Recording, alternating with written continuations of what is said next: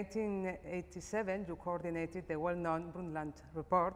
This report used for the very first time the term sustainable development. What was the meaning of that term at that time, and what is the meaning right now, almost 30 years later?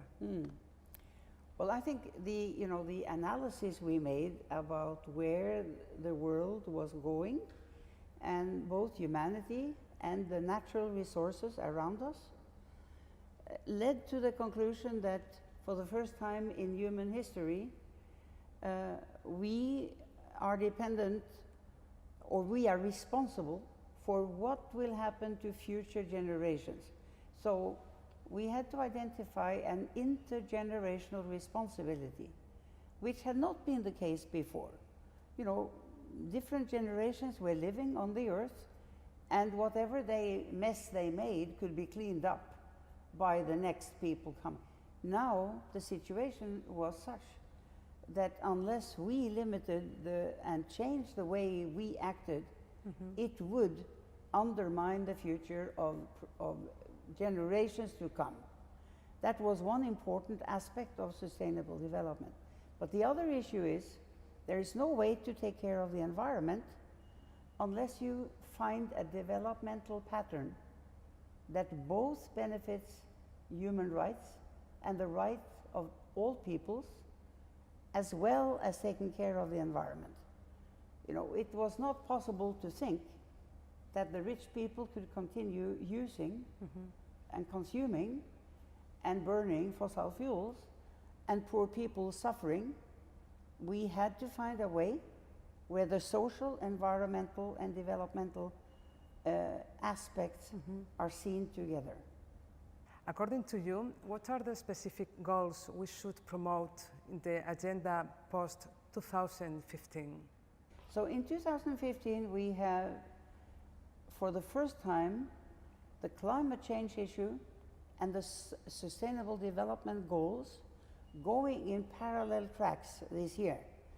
Crucial meetings and decisions are going to be made in September in New York on sustainable development goals. For the first time, the world coming together to define those goals, and that they apply to all countries, not just developing countries. The negotiations that really need to find a solution is also this year, 2015. Sustainable development goals and the climate change issue, the climate problem, are very closely linked. Unless we change the way we develop, we will not be able to solve the climate issue either. From Rio +20, which was in 2012, until late last year, there were processes going on seeking to define the goals. And that process has come up with 17 goals and a high number of targets. This process is ongoing, it's not finished, but the 17 goals illustrate that they are from gender issues, health issues, energy-related issues, water, all the basic parts of a puzzle, to have a pattern of development that is sustainable. So, but this, it's been an important process, and it's not finished yet, but it will be in September. What can citizens do to take care of our planet? I think we all can help do what is right and find patterns of our own consumption that will be helpful, beneficial. For instance, if more people use bicycles in a city like Barcelona, I have now seen many bicycles, in fact. But this is one example that if we move, not using fossil fuels and gasoline, but use our bodies, or change into electrical cars, this is one example in the transport sector. But of course, public transportation is crucial. If everybody goes into their own little car, the sum of the pollution is really devastating. Now, the use of water is, first of all, we all need clean water. We need enough water. But we also should not be spoiling water, misusing it, just, disregarding it as not valuable because you just turn on the tap and you waste it. And many young people don't think about it. They stand under the shower for 10, 15 minutes every day. Completely unacceptable in my view. You are really spoiling resources. It's not necessary. And you can get habits, you can be as clean without doing that.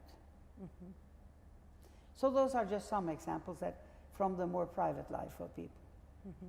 We have the knowledge, but we also need leadership, global leadership, to achieve all these challenges. What do you think about this global governance that is required to face the climate change, Yes. to achieve the goals? So you see, we are still in a situation where most politics are local. Politics are mostly local or national. And that means we don't have sufficient global governance, which is a big problem. So what it means is that more awareness among the general population about the importance of global cooperation is necessary. Now, I think social media can help us because it spreads the messages directly to young people across borders. But also our politicians have to be thinking globally and acting nationally, to do the right thing nationally, so that the sum of what we do and agree to do can be acceptable for us and for future generations. And there is still too much national focus, not global focus. So this is what needs to be done in Paris, that leaders of countries are willing to think globally. About the future, are you optimistic? Well, I always choose to be optimistic. After all, not everything is bad. Many things have improved. It's not like everything after 1987 has gone in the right direction. It's not that it has gone in the wrong direction, everything. Many improvements have been done, but we still have a lot to do. And certainly we have billions of really poor people who don't have access to electricity, don't have access to clean water. So we have a big job to do to overcome lack of development and unsustainable patterns of development. And in this also women feature prominently. Women and girls are discriminated against in many parts of the world, even today. And unless we integrate human rights and see to it that girls and women also have full human rights, I don't think we can overcome poverty. Can you recommend us any book, any documentary, any movie? Well, it's something to like. Some of the original, really dramatic illustrations of how things were going wrong, that you saw the chain of chemicals entering into the into biology, into the animal chain, and the birds stopped singing. Remember that? Now I don't now remember the name. From the 60s, it was one of the very first books that really had an influence on people across the world. That because she took up this woman writer. She understood and learned, and she spread it through her writing in a way that opened the eyes of many people across the world. It was called Silent Spring, that book. I would still say that that's the most important book that has been written in this area, And it goes all back to the 60s.